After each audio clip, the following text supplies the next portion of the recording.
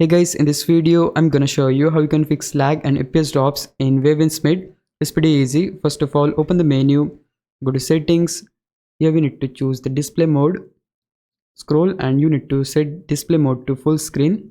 And once you do that, you need to also make sure that VSync should be disabled. You can just try that and see if the problem solved or not. You can also try to disable motion blur.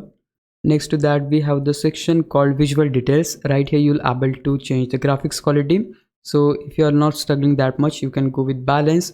So here they'll just add the settings, but if you have if you're struggling a lot, then you can just go with performance. They'll just put everything on low. And if you're not struggling that much, or if you want to maintain the quality as well, then you can just go with balance and reduce the things like view distance, just set that on low. Or you can also decrease the effect quality, just set all these things on low. Like, you have to experiment with them and see which works best for you. You can also disable real-time sunlight and see if that works or not. So yeah, these are some settings which you can adjust in order to fix the issue related to lag, delay and FPS drops.